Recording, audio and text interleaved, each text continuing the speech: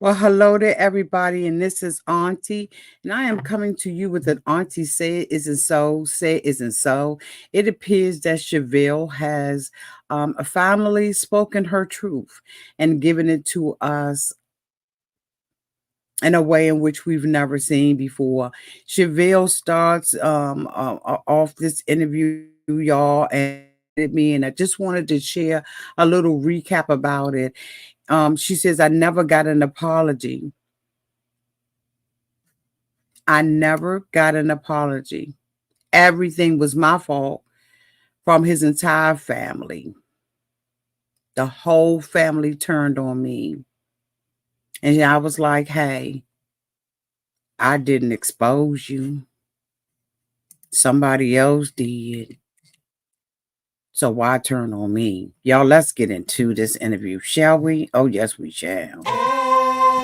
Everybody needs a sweet old auntie. Everybody needs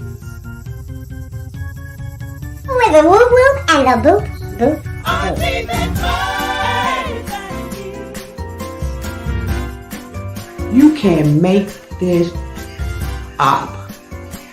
Now you know that these are some crazy motherfuckers. Everybody needs a sweet old auntie. So why even fuckers? Aunties and lies, sweet old auntie. Aunties and ways. Are you okay? Are you okay?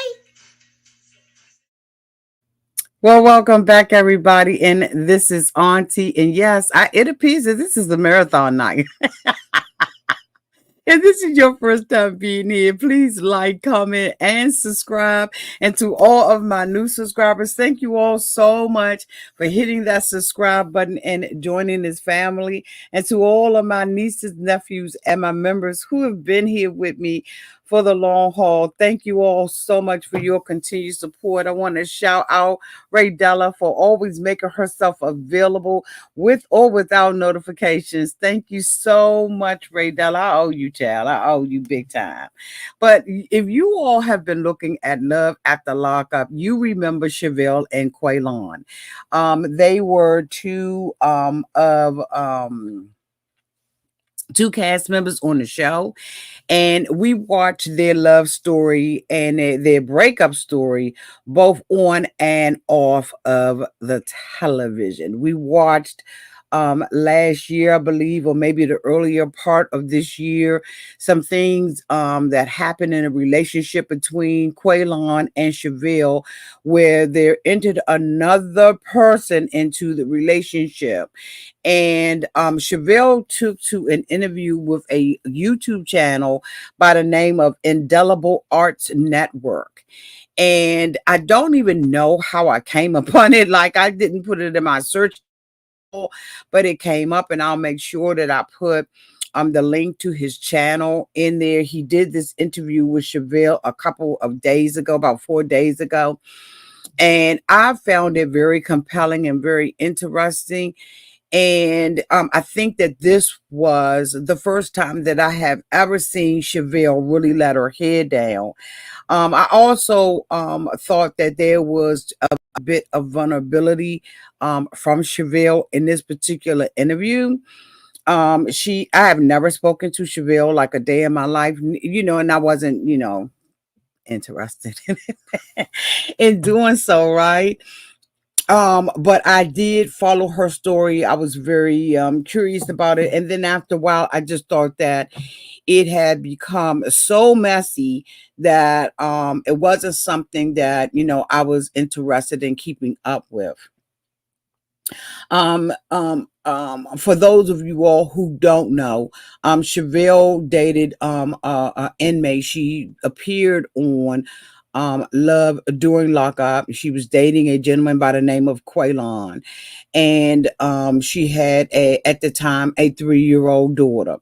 And so she was dating him in prison. And when he got out of prison, there was some just a dispute about where Quaylon would actually live, whether or not he would live with Chevelle, or whether he would live with Chevelle's mom, who was very outspoken about the relationship between the two of them, and where Quaylon needed to live. The relationship was kind of tumultuous. Chevelle had a cousin who wasn't really feeling him either, and I can't remember what his name was. It's not even important right now at this point. But she had a cousin who wasn't, really feeling Quaylon, and we all saw a lot of red signs when Quaylon got out of prison. Chevelle had a home for him, and actually gifted him with a truck. And so we saw it as this woman who was taking care of a man and all of that kind of stuff. And during the we saw them in the last season that they were on Love After Lockup, or Life After Lockup. We saw that the two of them were trying to get married to each other. They had been off of the show for quite some time, and then they came back. They just all of a sudden came back. And when they came back to the show, that was the storyline. The storyline was that the two of them were going to get married, and that they were showing us the family differences and, kind of chaos and confusion between Quaylon's mother and Chevelle's mother, right? So we watched all of this play out. But off screen, we watched Chevelle, as she said, get blindsided by a gentleman who went to social media and disclosed that he had indeed been in a relationship, a loving relationship, in and out of prison, allegedly, with Quaylon. And we saw Chevelle go from different channels, having discussions about it, going on TikTok. We saw the battle going back and forth. Quaylon never came out and admitted or said that he was in this relationship. He never confirmed it nor denied it, right? And so we were all left to make our own decisions. And that's when I just was like, what, at this point, we're beating a dead horse. But there were many TikTok interviews and YouTube interviews that were done with this particular couple and stuff like that. And we were just waiting. So anyway, I looked at the interview today and I wrote down some notes and stuff like that. Just some things that I thought were noteworthy to talk about and to just bring to your attention.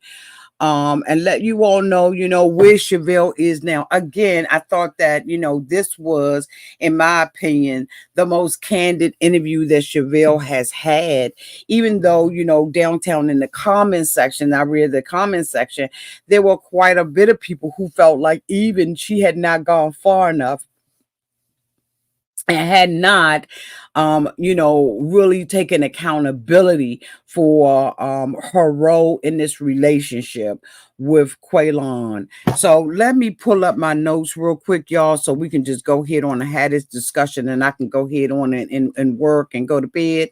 So I have it basically on my screen, so I won't be able to see anything that you all are saying downtown in the chat. But please feel free to make your comments known in the chat.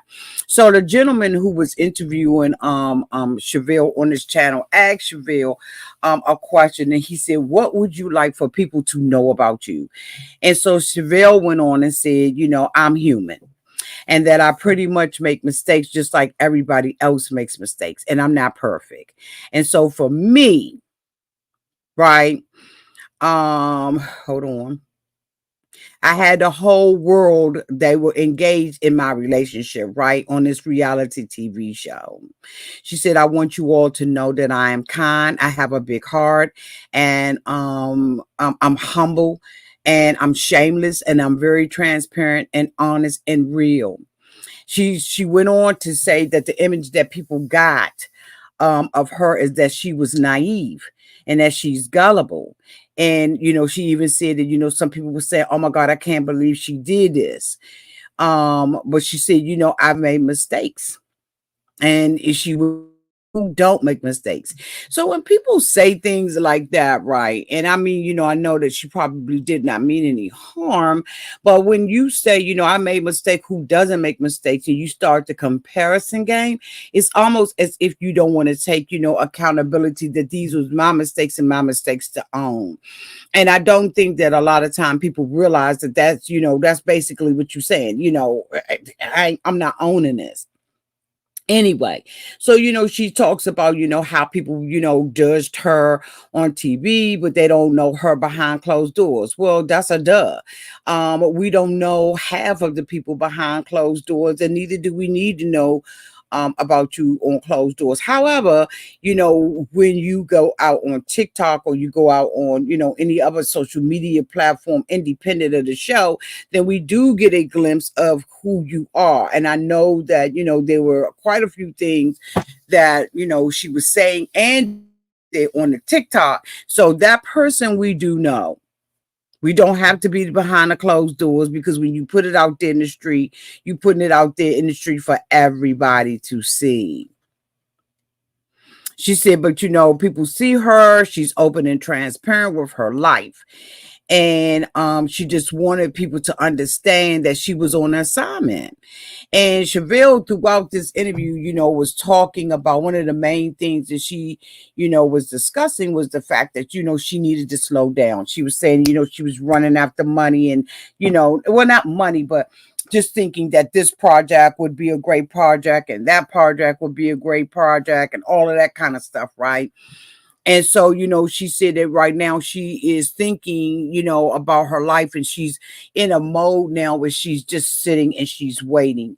And, she's changing her whole perspective. And I think that that's great, because if you speedballing around and trying to, make things happen, a lot of times, you'll find yourself caught up in a pit, or you don't really fully vet the information or vet the project or whatever it is, you don't fully, it takes time to do vetting, right? And basically, she was just thinking, okay, I'm gonna get this money. She said that, she, was having a hard time, and she just did not want people to, tell her what she could not do or what she could not accomplish. And I think that all of that is good, but you have to have some discipline, right? You have to use your whole head, okay? But she said, people judged her from different clips. And she said, and that's not who she is. And that's not how she was raised. And she said, and that's what she calls being blindsided. And she said that there's accountability, like being blindsided by a lot of things. She said, I knew better. I knew better, and I just did not do better. She says that so she was like, that was wrong on her behalf, and she can't take that back. And everything that has happened in her life, she can't take it back. She said the only thing that she can do from this day on is to move forward and to let people like myself, like you all who have watched the show and watched her over the last, I believe, 5-7 years or whatever on different social media platforms. She wants us to be able to see the different light and a different version of who she really is. She wants us to know that she's a good mother and that she loves her daughter and that she would do anything for her child, because that's who she lives for. And she wants to be a healthier version of herself and not a reality television person.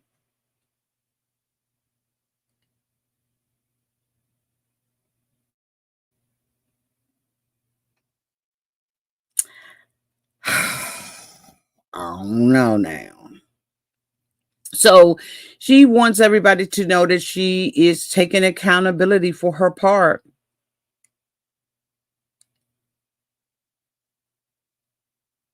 What do y'all think? Do y'all think that she's taking accountability for her part? Maybe. I haven't heard anything from her. I don't follow her on any of her social media platforms. But y'all let me know there. The Dom said, child.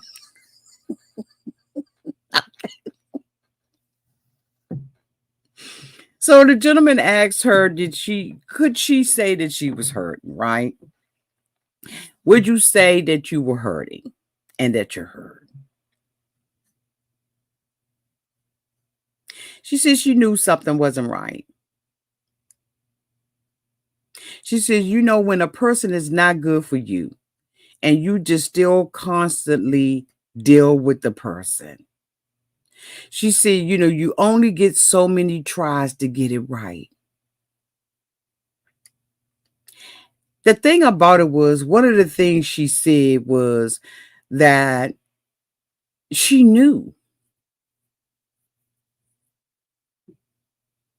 She said, she gets these different signs and stuff like that. And she just did not follow the signs or take heed to the signs that were around her.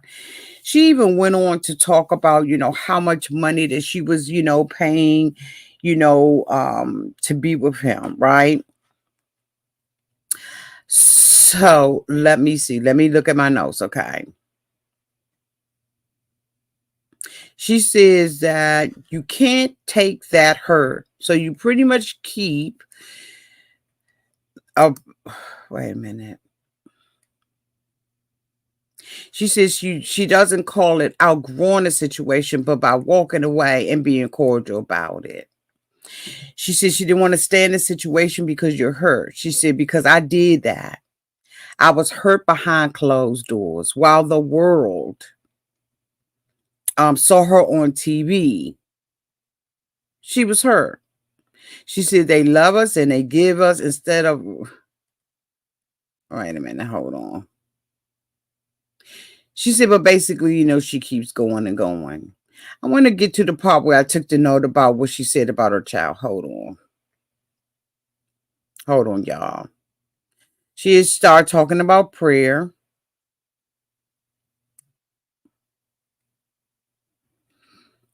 So she said, I remember when someone said I had made a comment that I was a bad mother for introducing my daughter to Quaylon, a man that was incarcerated. And she said, and then she read another comment that he was going to use her and that this relationship was a train wreck, right? She's not a good mother or she's gullible. And he's really not into her. And she said she was truly blindsided. But she said, when I think about it, when I first saw those comments, I got mad and I got upset because I didn't know. But that was my first time talking to someone incarcerated, so I liked it.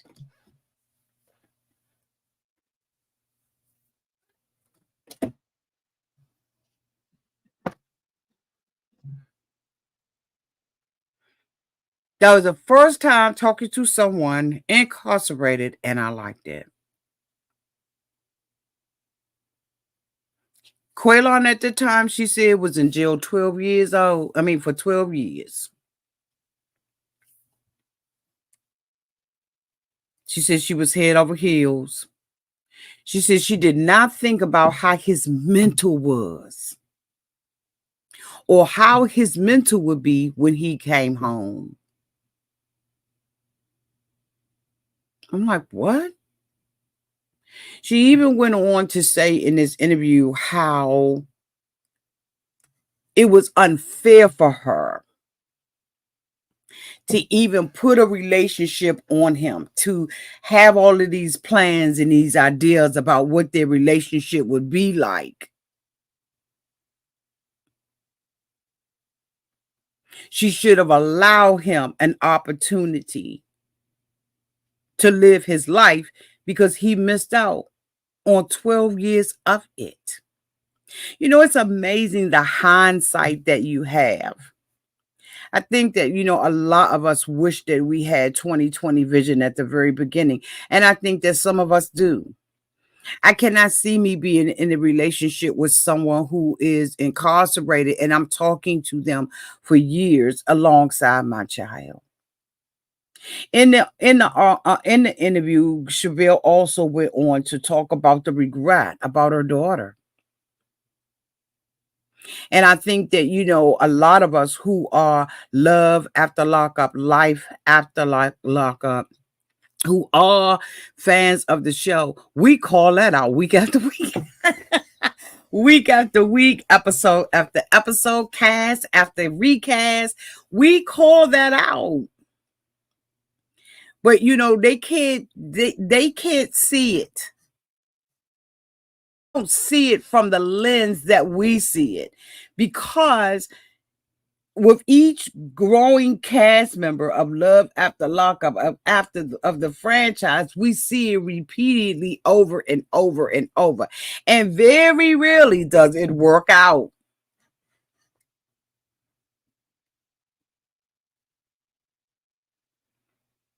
She said that even going through what she went through, she said the following: it didn't make me question my motherhood because I know I'm a good mother, but it just made me feel like you don't even know me.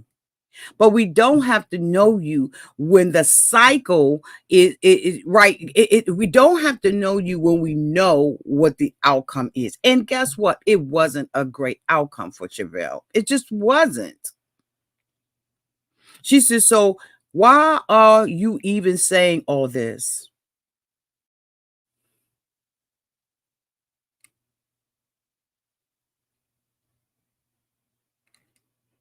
But whatever was going on behind closed doors was exposed to another person. She said it made her feel some type of way because people don't know her, did not know her behind closed doors, but we know the story. It's been played out over and over and over again. She said that she had gotten into the attitude where she was like, it made her feel some kind of way. And she got the attitude, instead of taking heed to it and maybe possibly doing some research, she got to the point where she was like, whatever, y'all just hating on us because y'all don't want us to win. Why is it that in general people take the attitude that we don't want you to win? We wanted you to win, and that's why we wanted, like, okay, let me speak for myself because I ain't gonna say we. I wanted her to win. But you're not only teammate, because as we're going to discuss, and as many of us know, she was blindsided by him having a relationship with a man. In this interview, Shavel says that, when she found out that, it was a man, right? It was the most devastating thing that she's ever been through. Moreover, she said that, if it was a woman, she would have been able to deal with a woman. But when it was a man, she said, forget it, you got it. She felt like she couldn't even compete. And then she talked about the fact that the relationship was done out in the open and she was blindsided because by the time, according to Shavel, by the time she found out about it, it was already out there in the streets. She said that she had even went to Quaylon because she was wanting Quaylon to deal with this situation, where she went to him and she was like, look, Quaylon, somebody is trying to destroy our family. She said that she wished that he had been open and honest with her about the relationship. She said would have stayed with him, but I guess she would have been able to work her way through the situation. But girl, stop. Because if you feel like you can't compete, but you can't compare, it wouldn't have made a difference had he told you up front or not.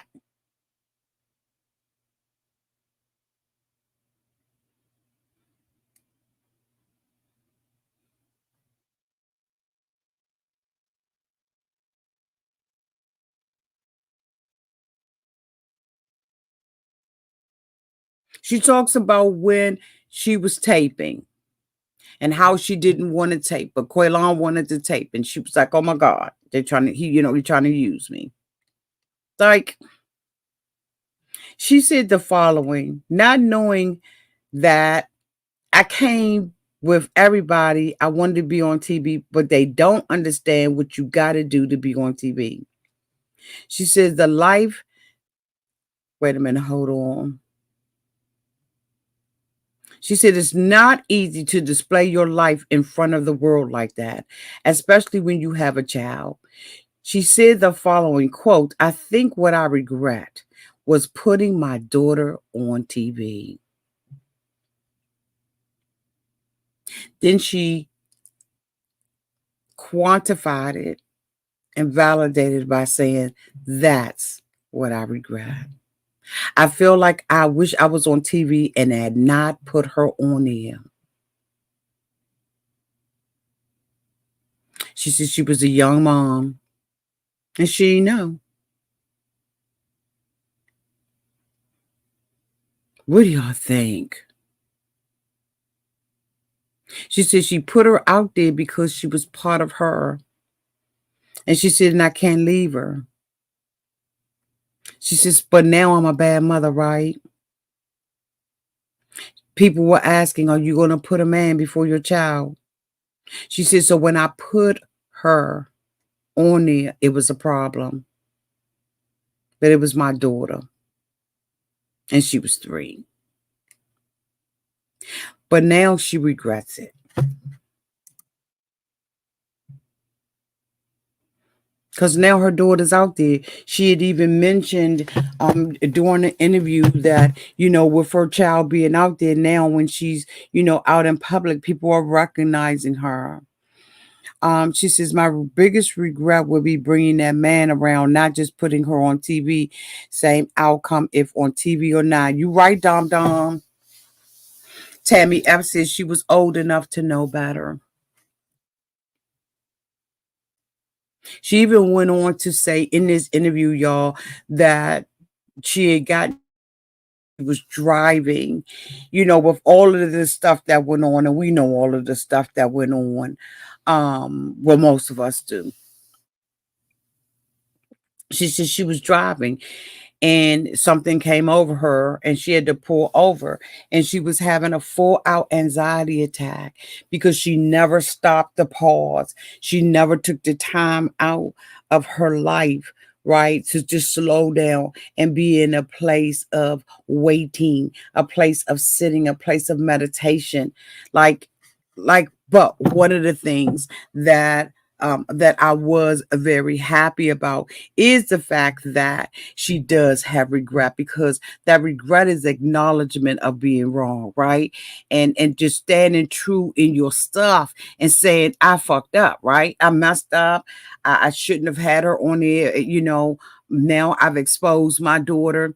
And then not only that, you've exposed your daughter, exposed us to, that secondhand embarrassment or hurt for your child, given the fact that Quaylon was never who he appeared to be, who he pretended to be. He probably just didn't even have the ability. She said that, even after she found out about Quaylon, she went and had tests done, and, she is not, positive for any type of disease or anything like that. And so, she said, that a lot of people don't get to have that testimony, right? That's not their testimony.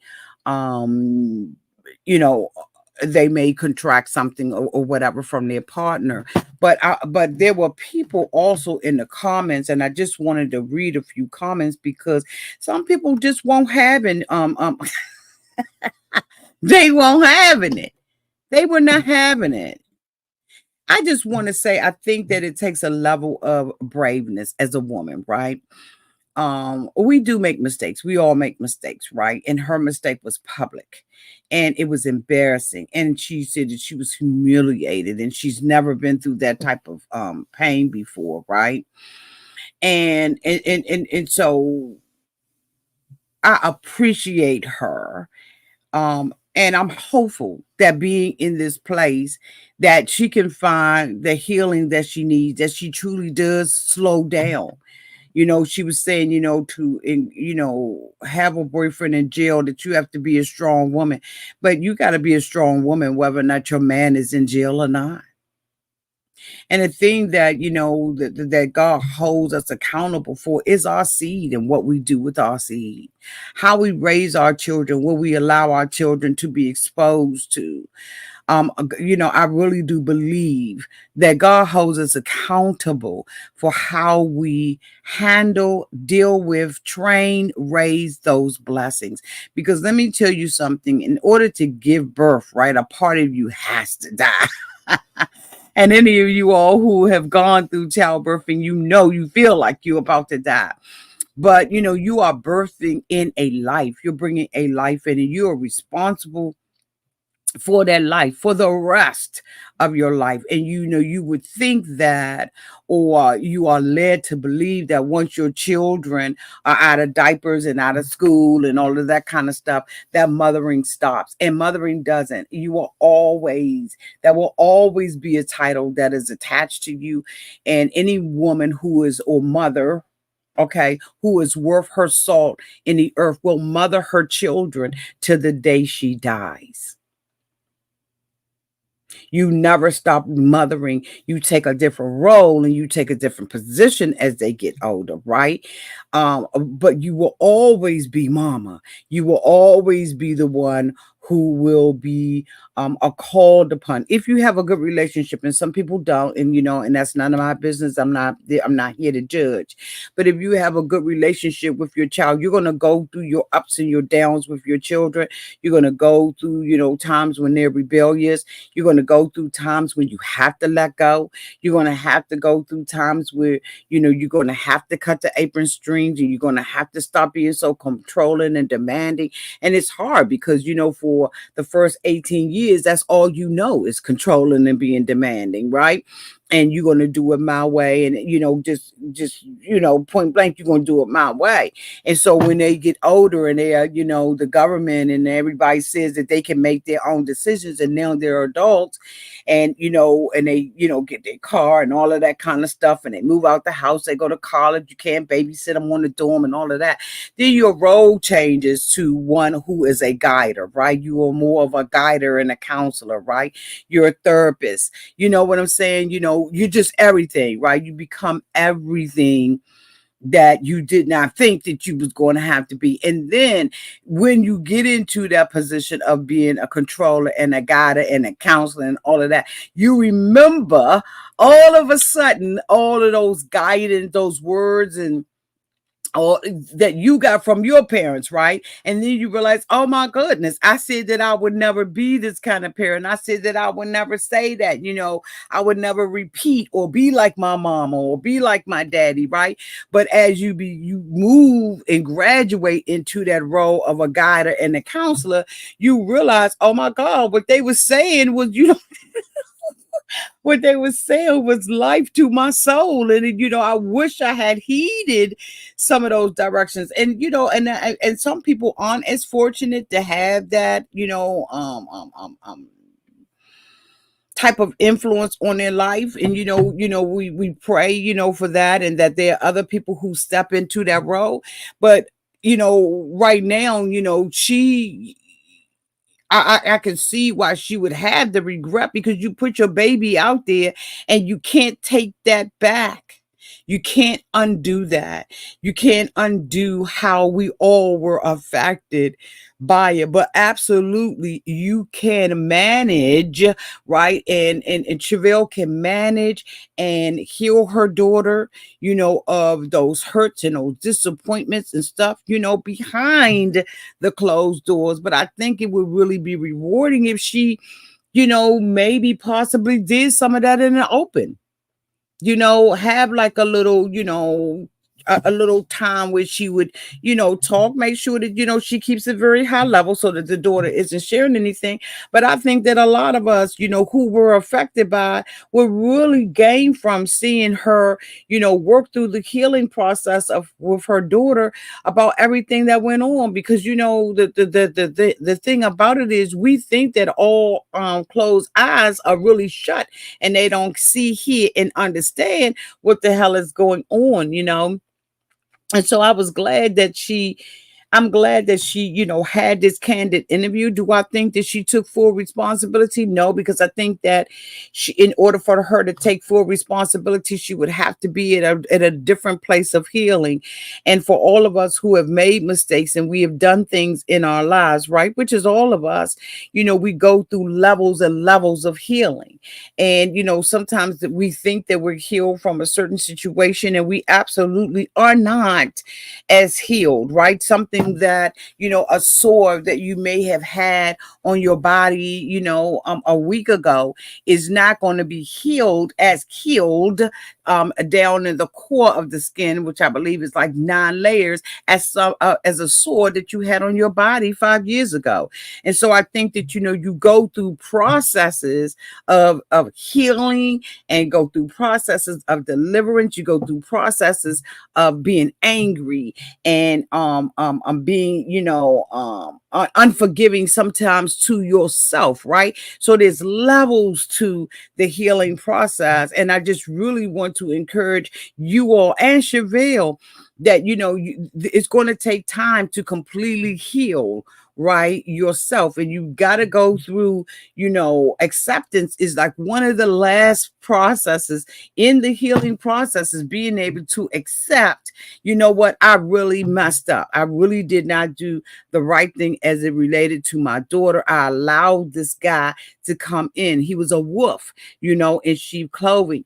But I liked it. She said that when he was in prison, she liked it. And she said that, she wished that she had made him get a job, and she wished that she had not rolled out the red carpet to him and all that kind of stuff, right? It's too little, too late. You've already done that. And so now you've got to process, what is it about me that would cause me to do something like this, right? And so I thought that it was very brave of her to do that. And I just want to make sure that I give her credit for that and give her kudos for that, right? However, women and men, we have to make sure that we guard our children and that we keep them protected. Their mind, spiritually, emotionally, financially, all those different areas. We've got to make sure, right? Because you don't have an undo button. You can't go back and undo this. And throughout the interview, she kept making those comparisons, and until she gets out of that place, right, she's not going to be able to be completely healed until you take full accountability and say, I messed up, point blank, period. Now, where do I start from here? And that means too, taking accountability too means that you go back to people and you right that wrong and you say, you know what, I fucked up with you, in my relationship with you or whatever it was. I messed up big time. And you know what? I have no excuse for it. I won't make any excuse for it.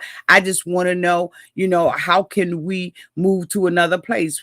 Although our relationship may be unreconcilable, right? We may not ever had that friendship with each other, but how can we move on from here? I want to be able to make sure that you're healed as well as I am healed in this situation. And again, healing is not overnight, right? You don't cut yourself or burn yourself, second, third degree burn, and be healed the next day. Healing is a process, and it takes, a lot of care,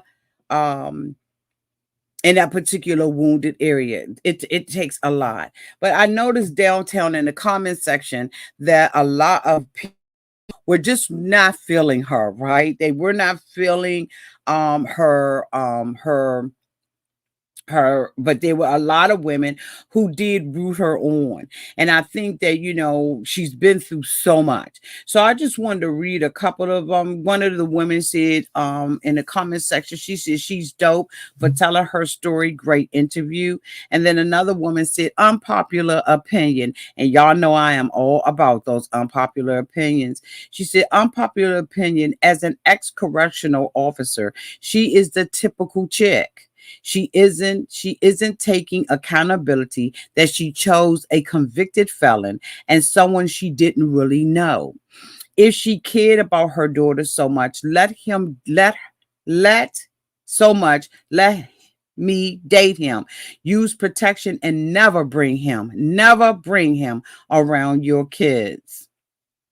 He could have lived wherever and y'all saw each other on a date. That would have let you know beforehand if you wanted to deal with him. She believed everything he said. She knew he was what they call a duck, okay? They tried several different women trying to get money, boxes, and somewhere to stay. Usually they have 4 to 5 women. So when they don't have this, they can get something from one of the others. The reason is probably $5, $20 from 5 women each week is $100. Prison plan, she calls it. She says she's trying to be deep, but she was so insecure and wanted a man so bad she went through the trash to get one. She's a pretty girl. Ain't no way I would let him choose me. That's what she did because she chose him. That means that she has some low qualities in the man. The interviewer should have asked tougher questions. Why you chose him? What qualities he had that made you get with him? Why did you automatically believe him? And she seems fake, especially when I heard the prayer and the last 4 minutes. Fake, wants attention, not being accountable, but fake. What do y'all think about that comment? I do think that the interviewer asked her what he was comfortable asking. And I have been in interviews with people and, excuse me, have not met people's expectations. But when you're interviewing someone or you're having a conversation with someone, right? Kevin said, told no lies. Hey, Kevin. Yeah. Sometimes you don't ask those questions. It may be because you're trying to set fear. Maybe it's just not, popping up on your mind. Maybe it's something else. I thought that he did a great job, right? And I won't criticize the interviewer, but I do believe that she made a lot of great points. She's coming from someone who has had that experience and everything, and I think that that was great. So someone else said, very heartfelt and pure for this level of accountability. It takes courage. Bravo, excellent interview. Another woman said, I agree, young lady. You can go to grandma and tell them anything. Now, grandma goes to the internet. I'm glad I have that also. Anybody can come see me. They definitely don't have to worry. I thank God for that. Someone said some people just don't have a good judgment of people. She is a good example of those people. Day one, seeing Quaylon for the first time made me think that he was possibly zesty.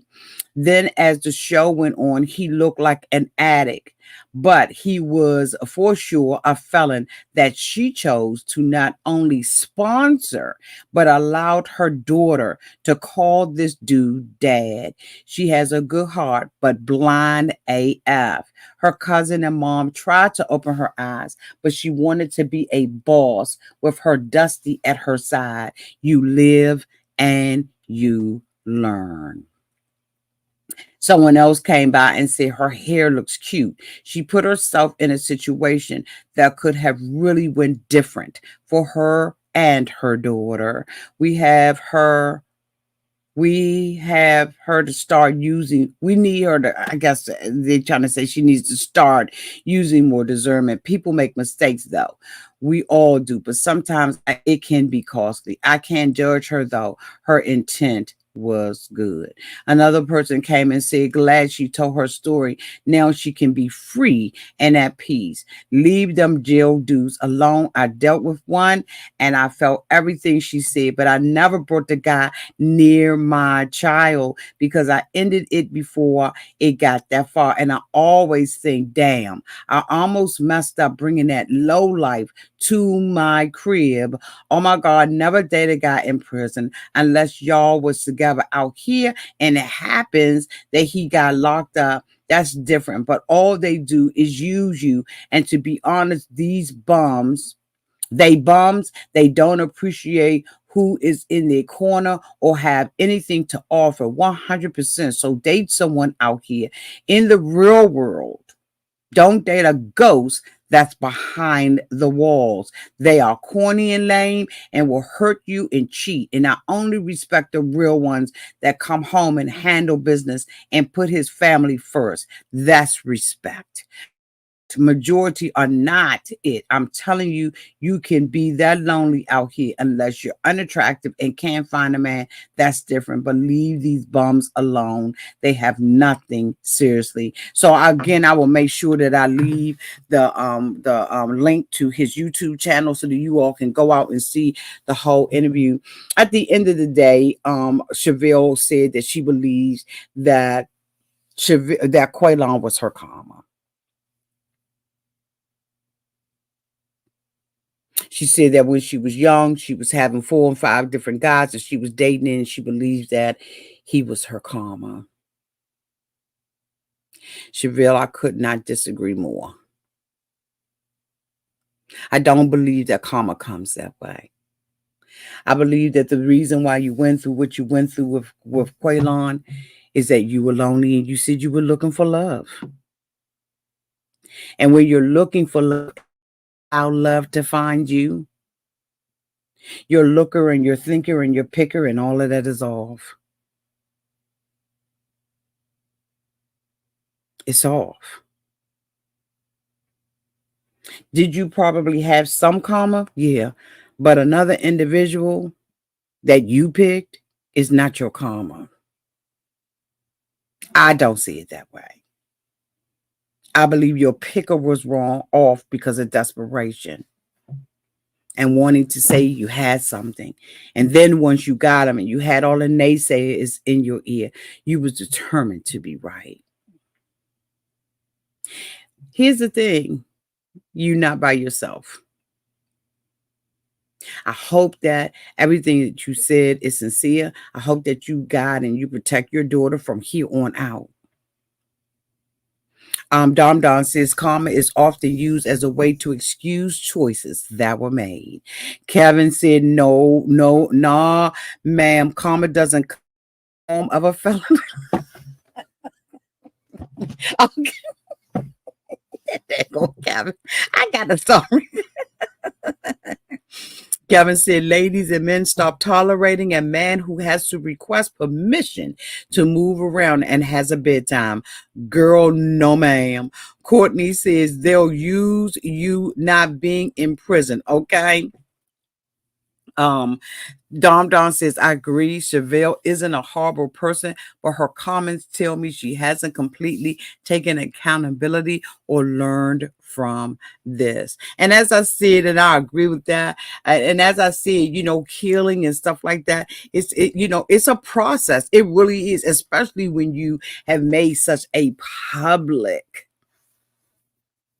mistake. I can't even imagine the devastation and the embarrassment that, she felt when she found out, that he had been with someone else. And, it's amazing how she said, well, I felt like I could fight with a woman over Quaylon, but not a man. You shouldn't be fighting with anybody over anybody. Let that mother go. He's not worth it. No one is worth it to be out here arguing, bickering and going back and forth with a woman and in competition with a woman. Because I'm going to tell you right now, my only competition is myself. I am not in competition with another woman over anything, honey, that is mine. Because anything that is mine, point blank and to the period. So it doesn't make a difference if it's a man, a dog, a cat, an alligator, a snake on the ground. I am not in competition with anybody, and I'm not going to fight you for what's mine, because it is mine, point blank and to the period. And once I have ownership over it, it's mine, period. I ain't got to fight you over nothing. You're going to have to prove that it's yours. And I ain't going to stand around and wait for you to prove that the houses that I live in ain't mine. The car that I drive ain't mine. the clothes that I wear on my back, right? So I'm seeing the same thing, the same things that I can touch and are tangible. It's the same way I feel about people in my life. I don't have to compete with another girlfriend to be hanging out with my girlfriend, and I ain't got to compete with no guy. Ain't anybody got time for that bull crap. You can't, first of all, we can't own people because that's called slavery. But, it's amazing how she felt like, she wasn't willing to fight for this. And then, she talked about the embarrassment also, and the confirmation of seeing her bedroom. And the thing about it is, why do I need to see a bedroom? The first time you tell me that my man is going out behind my back with a woman, a man, a mouse, I don't care what it is, I'm out of there. I don't need to try to find verification. I don't need you to come back on bending knees and telling me that people are lying. I don't need proof. I know within myself. And I do believe that, that we know within ourselves when something isn't right. And she alluded to the fact that she knew that their things was off, but she still wanted to be in that relationship with him. Shavel, I'm hoping that, you really have learned from this situation. Know that we all have made mistakes, right? But when we point out other people's mistakes, we're still pointing what? How many fingers back at ourselves, right? 3. And so, you've got to get it together where, you really take full responsibility, understand, as I said, that healing takes steps and it takes nurturing and it takes care. Right? Take care of yourself and take care of your baby. I appreciate the interview. I thought it was really compelling, and I am absolutely wishing you nothing but the best as you continue to go through this journey called life, because life will kick you in your butt and it will also reward you for work and good choices. Life is absolutely what we make it. It is absolutely what we make it. And when you know better, you do better. I'm hoping that she's going through some counseling and everything else, because y'all know I'm an advocate for counseling. I ain't got nothing against it. So LB said, I understand where she is coming from when you love someone brainwashed. I'm not sure what you mean by that, babe. Connie says, you're right, Auntie. Our intuition never fails us. Kevin said, nah, my big 43-year-old self ain't fighting over no man who had to make a request to get new underwear that was... I swear to God, I'm going to stop reading his comments.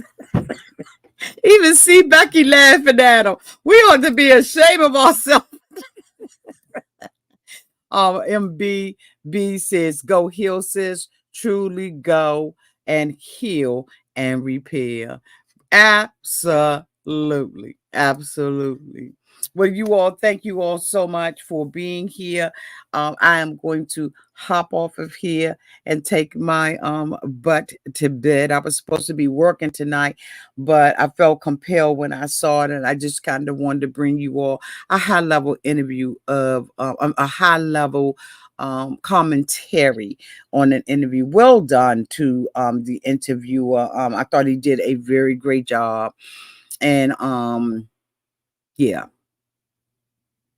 Thank y'all. Y'all have a great night on purpose. Again, thank you so much, Raydella, for always sticking in there with me. I really do appreciate all of the hard work that you do to support me and the channel and the cousins.